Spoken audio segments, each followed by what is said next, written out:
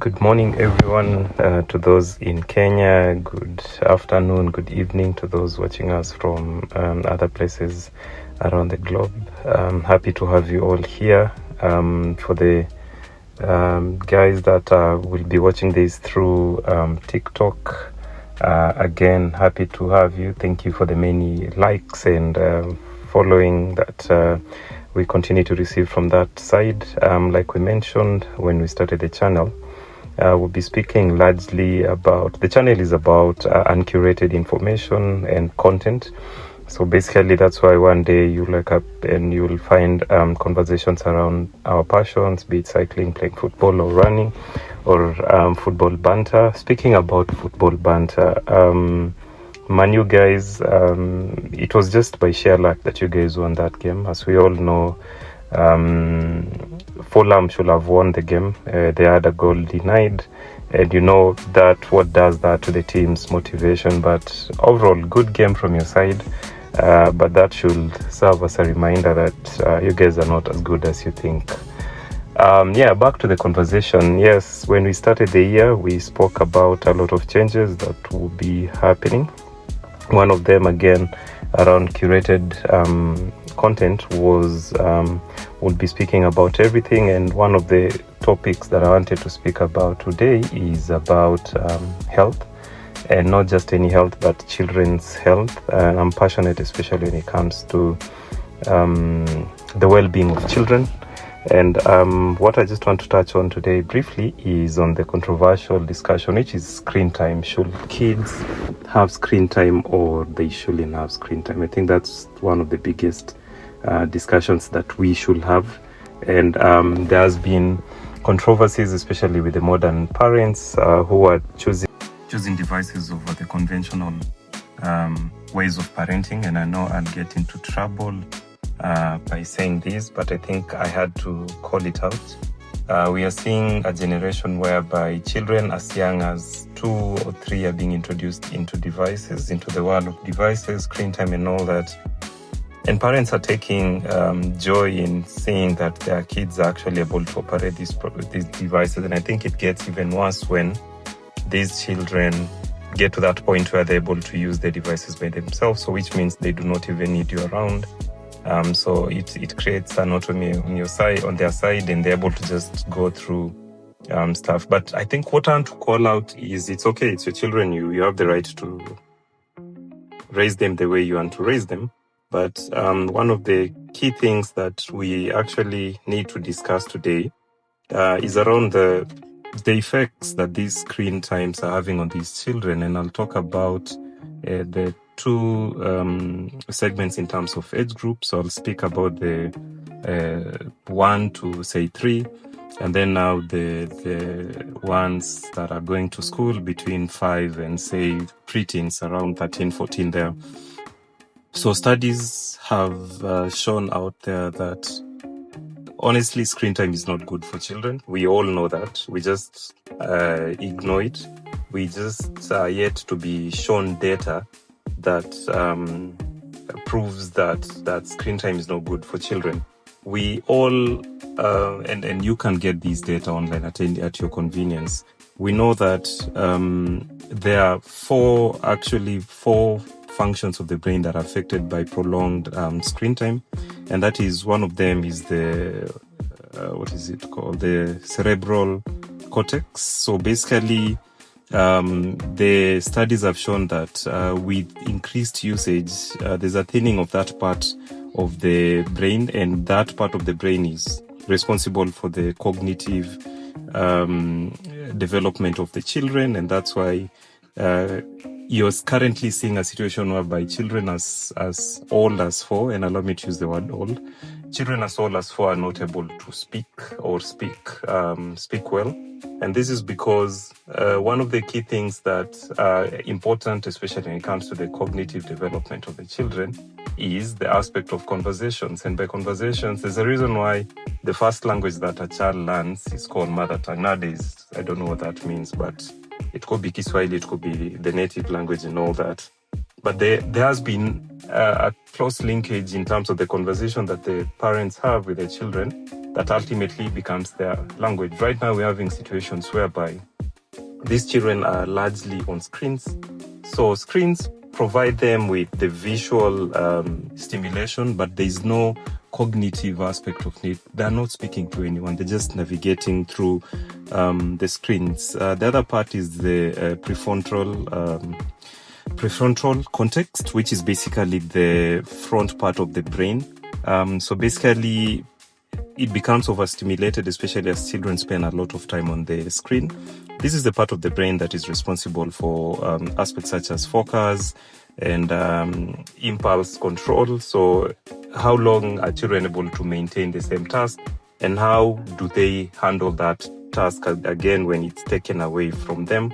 So it's actually that part that deals with emotional regulation.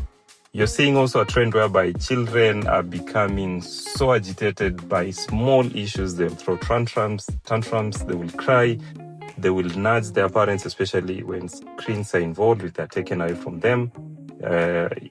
And parents are treating it as normal. So they will think it's normal for the children to do that.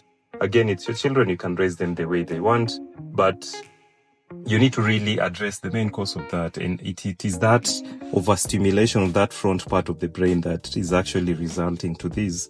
There's also the aspect of visual and language, whereby these children, especially with access to screen time, prefer to just watch things that are visually stimulating other than conversations. And that's why you'll notice most of the content that they consume, grizzly bear and all that, it's more about visual stimulation.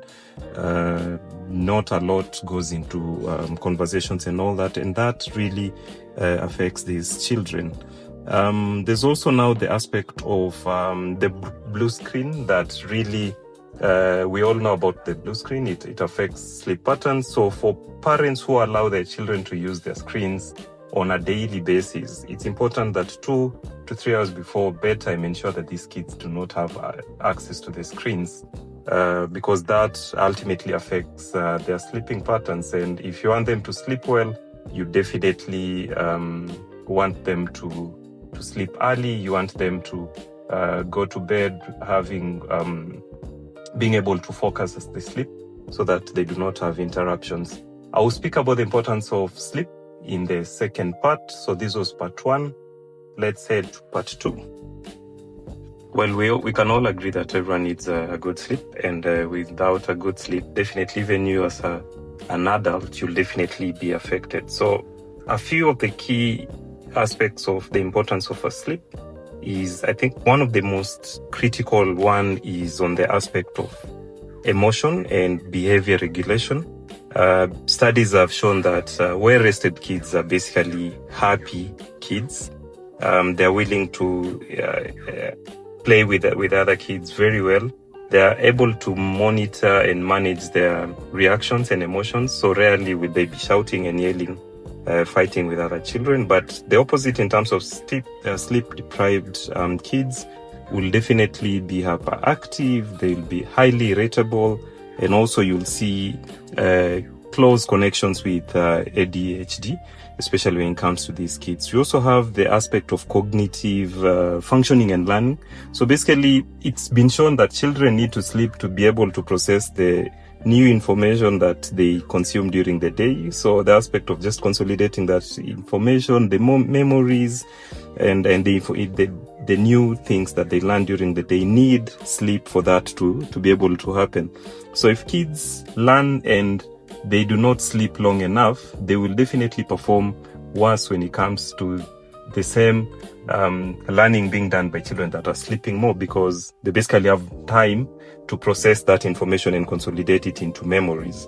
There's also the aspect of physical growth and health, whereby, of course, we all know that sleep is important, especially when it comes to releasing of critical growth hormones that have been shown to actually aid in the process of things around immunity. There's also things that's around the overall health of the children in terms of even height. So during sleep, there's also tissue and bone repair that takes place. So at the end of the day, sleep is important because it ensures that even the physical attributes of your child is developing at the same time.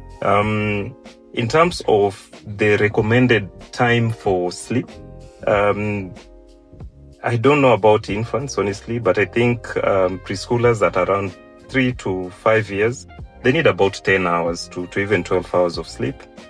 For the school-going children, 9 to 12 hours is important, and this is where, again, studies have shown that schools that prioritize sleep over academics end up having children that perform very well. So these schools where kids go to school at about 8, 9, children at the end of the day perform much better than these schools, especially in Kenya, where children are picked to school as early as 5. So children basically normally do not even get adequate time to sleep, and that ultimately affects how they will perform in school.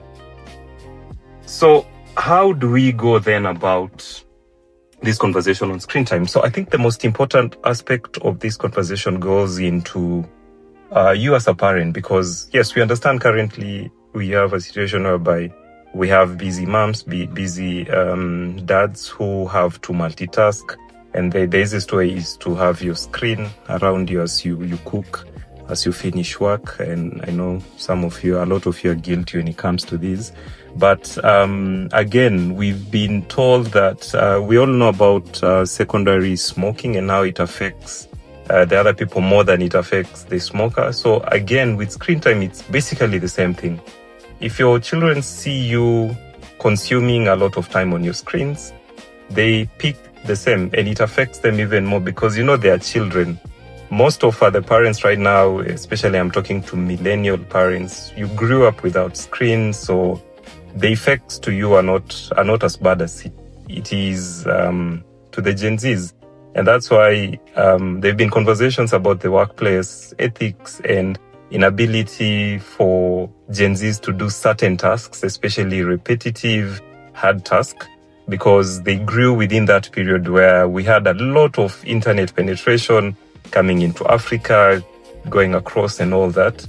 But that's a conversation for another day. So yes, it does not affect you as much as it will affect these babies because they're still young, their brains are developing. So this is a call out to also parents to limit their screen time. Ensure that you're also spending as little time as possible. And when you're telling your children not to use screens, please find a way to use it alone if you have to use it. But do not tell them not to use screens and you're using it around them. So I think it's one of those conversations that we know, parents know the effects of these screens, but we are still out there doing it, rewarding our children with tablets, with phones, with screen time to allow them watch TV for as long as they want. And at the end of the day, we have studies out there that show this is not good. So I don't know why we are constantly doing this to our children. If you honestly knew that a certain type of food that you're giving to your child is poisonous to them, you wouldn't do it. So why we are still exposing them to screen time is something that we really need to have a conversation around.